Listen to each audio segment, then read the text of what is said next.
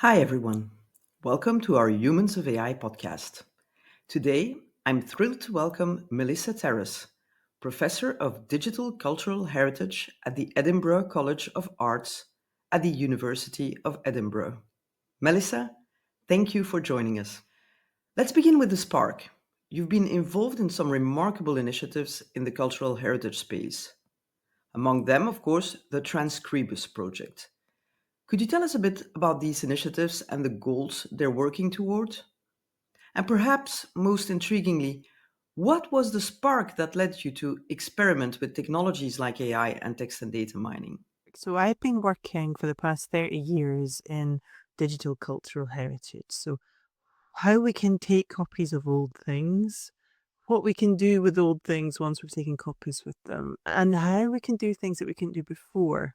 I'm really interested in digitization. I've worked a lot with galleries, libraries, archives, and museums on the act of digitizing things. But then once you've got digital images, what can you do with them?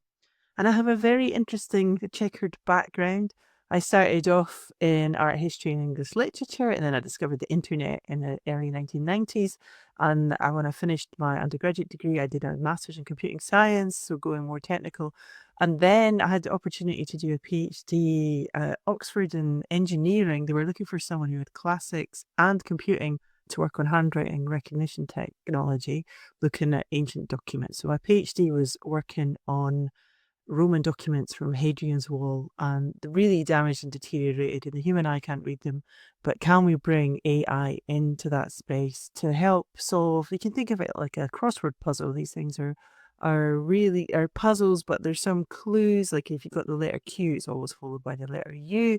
So you can train up computers to know some of the rules about language and some of the probabilities, and to look at these really damaged and deteriorated images and try and get some insight into them. So that was in the late 1990s, early 2000s, at the height of the last AI bubble. And AI kind of comes around every 25 years or so. There was another AI bubble in the 1960s. Um, and now, of course, we're at the height of another AI bubble. But between that bubble and this one, a group of us have been working on handwriting recognition technology and thinking about digitization and thinking about the large collections that we have in libraries, archives, museums. We can mass digitize these.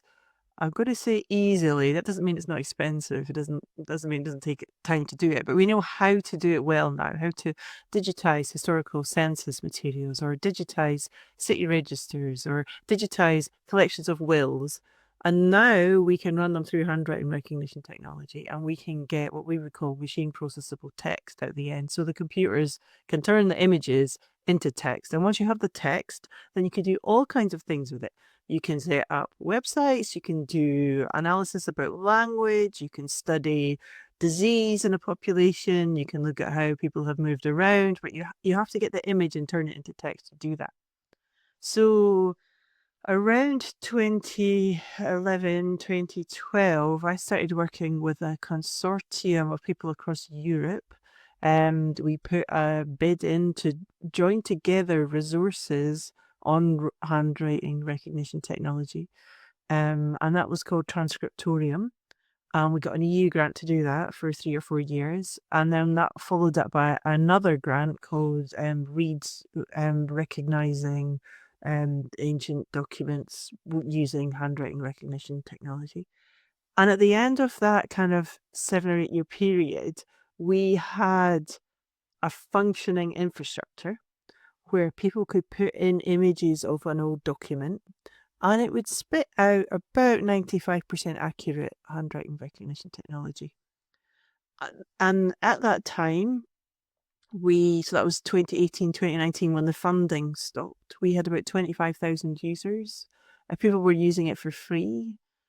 But then the funding stopped, and we had to think about, well, what happens to this infrastructure that's using machine learning, that every single time someone puts an image up and reads it and corrects it, it means that the next image that goes up is more likely to be right. So we need that volume of people putting images in and interacting with the system. That's the basics of machine learning, that you're helping the computers learn, so the next time it's better. And we had a functioning system, and we had to think about whether we wanted to turn it into a company or not and to spin it out. And Günter Mühlberger, who's at the University of Innsbruck, who was leading the READ project, he was really keen to turn it into a cooperative. He didn't want us to turn into a very aggressive commercial for profit.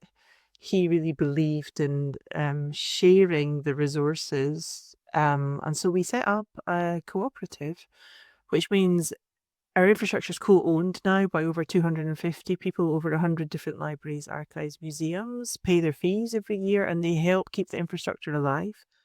We have to make a profit to keep the lights on, but when we do make a profit, all the profit goes back into the infrastructure. We're not paying money out to shareholders. We're not paying money out to investors.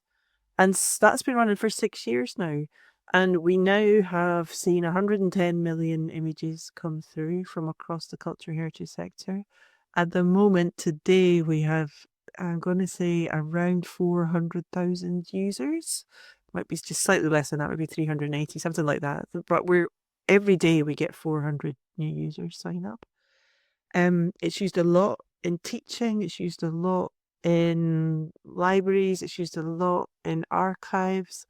Because of the way we've set up the business, when we do make a profit, we can give lower cost access to people that can't afford it. So we support graduate students and students. We give them free access when they apply. There's a scheme that you can get a scholarship to apply. We support people in the global south as well that can't get access to these infrastructures. And it's that balancing act of making enough profit to keep developing the tools, keep it alive.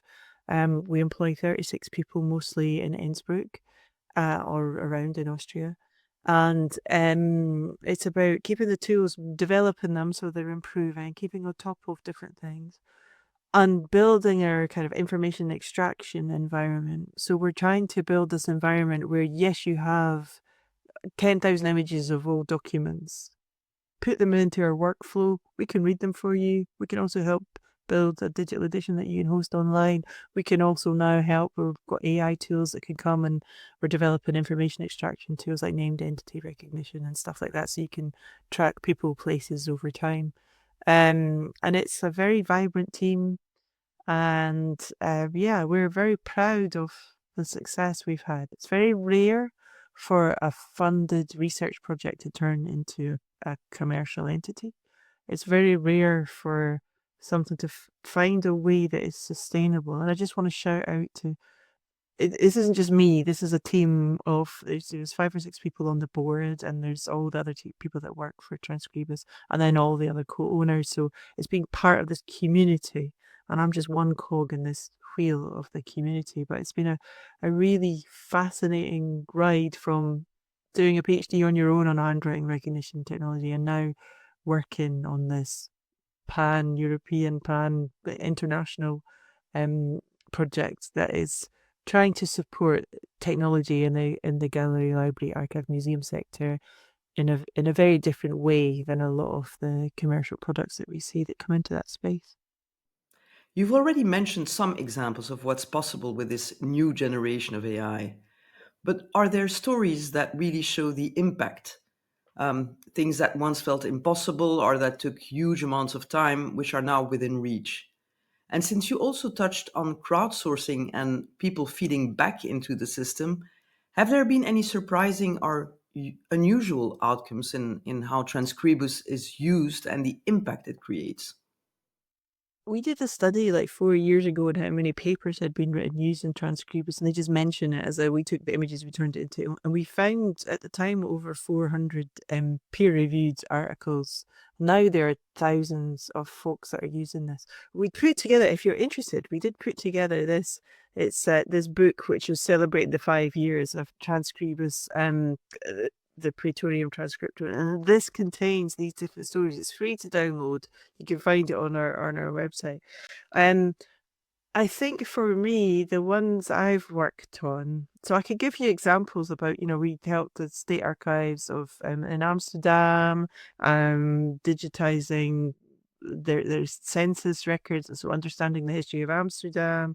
There are people understanding the municipal history of Greater Poland. So these kind of really large scale digitization. But for me, we did a project where we digitized and then read there's a poet from where I grew up in Kirkcaldy in Fife in Scotland, and we all learned this about this poet. Well, she was a young girl. She died when she was, like 10 years old.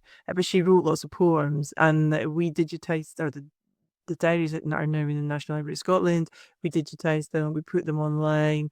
People can now read all of her material, and she's such a famous figure in Scotland and taught at schools. For me to have learnt that at school and then actually be working with her diaries, and that was one of my PhD students, Joe Knuckles, digitized them.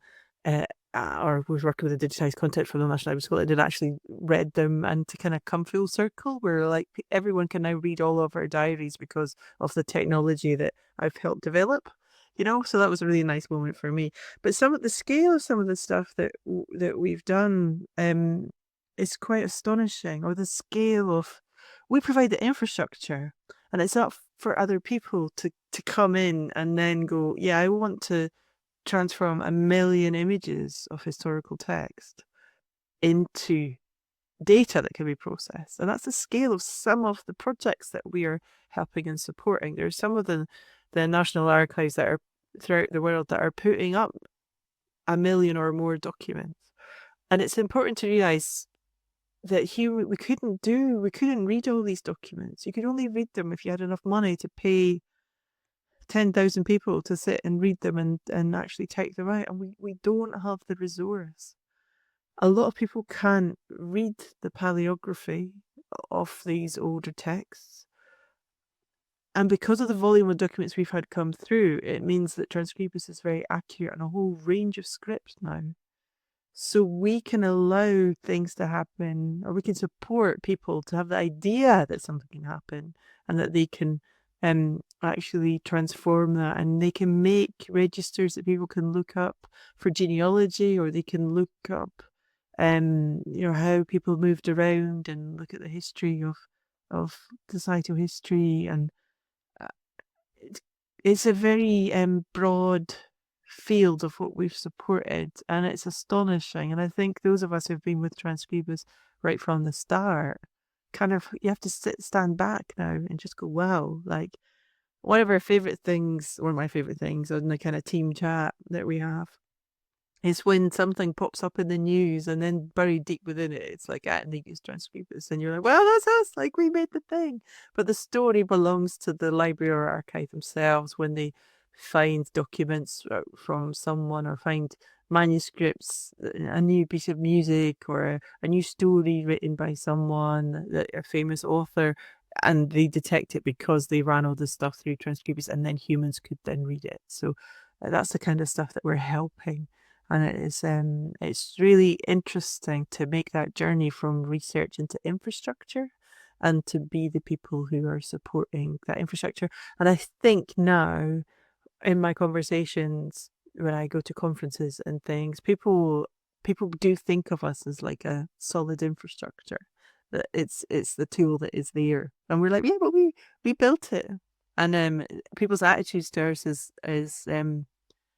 it's a fascinating change how they kind of treat us like Microsoft or something, which we're not. We're the tiny minnow compared to that.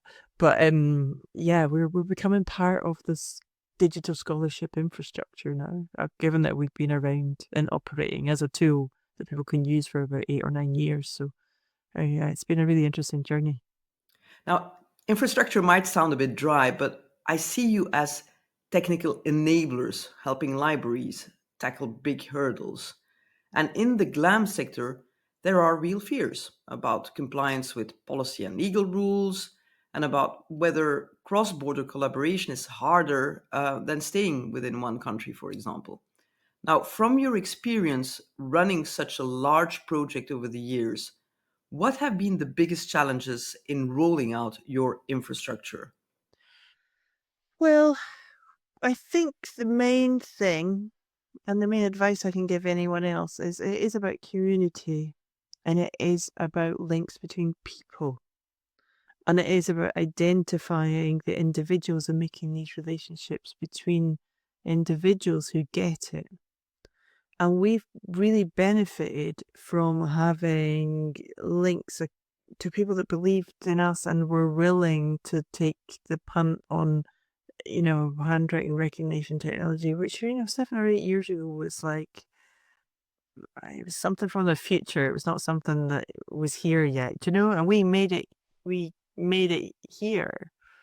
Um, but without those networks and without those people and without those human connections, we wouldn't have been able to grow the community. And there's a lot of word of mouth and there's a lot of support for that. So people shouldn't underestimate how much the human community has helped the growth of a digital infrastructure. Some of the issues that we've encountered, I would say that now, this year, we're having a backlash against AI in general. I think people are becoming aware of the ethical issues about AI, especially generative AI, which, I too have ethical concerns about the extractive nature of generative AI. But we're not doing that. We're doing machine learning. And we're seeing a whole bunch of particularly younger people come in and go, no, it's unethical to do any AI with the cultural heritage sector. And I think we risk throwing out the capacity to do very interesting things with AI as long as we're careful about the ethics around it. We've done everything we can with Transkribus to try and make it as ethical as possible. It's co-owned by 200, I think 262, something like that today. 262 different people and institutions co-own it. They have a vote. They can help with the running of it. Everyone gives their permission to use their images to help train other things. We're explicit about that permission. We're explicit in how we use things. Everything runs on green energy. It's always run on green energy right from the start. We use the Austrian green energy tariff, so we're doing our best for the environment. We're doing our best for GDPR. We're doing our best for people. We're doing our best for. We don't sell on images. We don't store the images and sell them on to other people. Like we don't do capitalist surveillance, capitalist kind of data extraction and selling on user data to anyone else. So we're doing our best to walk that line of, here's an AI tool, it does a cool thing, it does a useful thing, we can offer it at a cost which it supports the infrastructure and supports the people that needs to run it and develop it, but we're not trying to steal everything from the cultural heritage sector and run away with it, which, some of the commercial providers can be a little bit fast and loose with that kind of stuff. But people are still seeing us as part of the generative AI tide, and we're having to do a lot of explaining about that just now, about how there are different types of AI. And all of this is about information literacy. And people don't have a huge amount of literacy about AI. And it's also the fault of the AI company. They don't want people to be literate about AI. They want to kind of march in there and disrupt and take money and run away with it. They don't want people to question too much about what's going on. We are trying to hold a different space for our sector, and people believe in that, I think, and that's part of the reason it has succeeded so far. Going back to your point about literacy, the GLAM sector has a real role to play in that. I've even seen universities call librarians curiosity coaches, helping students and researchers learn how to use the tools. But misunderstandings about the different types of AI and how they're rolled out can also create backlash and tension. Looking ahead, let's imagine 5 years from now, if that's even possible. How do you see Transkribus or AI and machine learning more broadly improving? What challenges that feel out of reach today might become solvable? And what role could policy play in that future? So, my predictions in the next 5 years. So, I think we're in a bubble about generative AI. The money doesn't add up, how much money they're throwing at this to try and capture the market. And at some point, there'll be a burst in that bubble, and we'll see a rolling back of the free availability of these tools. And we'll see people having to pay quite a lot more to access these tools. And we'll see a whole level of have and have nots. People that can afford to access this stuff and people that can't. And this will really impact biases in society, and it will really affect people. But then I hope that people will start to pay attention a bit more into the business models that underpin AI. And I see very little considered look at how the business models are driving certain activities. There's a lot of people talking about responsible AI. A lot of people write about like how we need to have more responsible AI. It needs to be more transparent. But finding the way that you can do that and the way that you can be profitable and the way you can actually run AI, it takes about £10 million to set up an AI tool because of all the training and all the tech and stuff, or €10 million. We had that from our EU grant for Transkribus. When you look at it like that, we had the startup money from the European Union. It was a research project. We solved the problem. But we had that 10 million, 10.6, I think it was, million euros to solve the technical problem and do something with, which then, from a policy perspective, means that funders need to be looking at the AI that they're funding. And I think the most success we'll have through these machine learning tasks where we're asking computers to do at scale things that humans are very slow at doing. The generative AI stuff, replacing humans, I have no time for. Like, that's not, like, we can do more useful things with the compute, looking at what humans can't do. And we're seeing a lot of people, obviously in medical imaging and detection of cancers and things like that computers can look through at scale with great accuracy at material and actually do things and then bring them back to humans, keeping humans in the loop. So these humans in the loop systems, like Transkribus as well, where we've read a document, but here's the thing, do you come back into the loop and help correct it? So the human in the loop machine learning stuff, I think, is where the best AI is happening right now. And I think that funders such as the European Union or in the UK, UKRI, that are funding research projects that then think they might turn into companies at the end should be thinking about cooperatives and should be thinking about different business models. Cooperatives are really misunderstood as to how they operate and how they work. And for us, the community around the cooperative has really helped the success of Transkribus. And it's a way to hold that community and allow them input into something. And I think that if we want a better world and a better AI world, we need to be looking at the business models and we need to be encouraging more people to set up AI cooperatively. And one of the ways to do that is through policy and through asking people or suggesting, when they've had public funds to do the research, why are they suddenly now turned into a private company that was going to make money for a venture capitalist who's going to fund you for that next stage? Why aren't we holding these things in community ownership? And I do think community ownership of AI is the next thing. I would say that I just want to give Gunter his dues about this. He had this vision.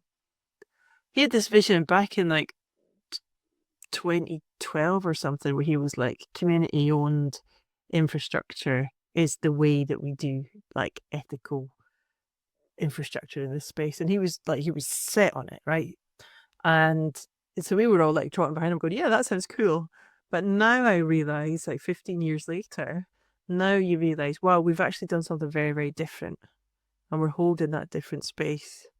And if this can be an example to other people setting up AI, that you can build tools, you can build infrastructures, you can build a community around it. There's a business model there which is sustainable, and we're trying to keep these tools alive and sustainable for a community. We're not trying to build something and sell it to Google and run away with our millions. That's not the game. We're trying to make sustainable AI and a tool that works for a community and to keep it alive as long as we can. And I think cooperatives have a place in that, and I think policy has a place in that, and recommending cooperatives for that space. Thank you, Melissa. That's a very concrete recommendation. As we wrap up, let's take a step back. You mentioned how people often react strongly to generative AI, sometimes with misconceptions about how your AI differs from mainstream consumer tools.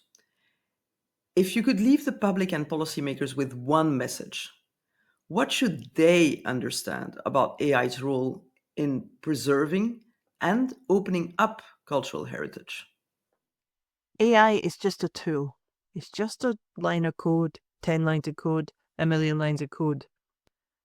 What we choose to do with it is on us. What we choose to do with the extraction of information is dependent on humans choosing where they point that line of code.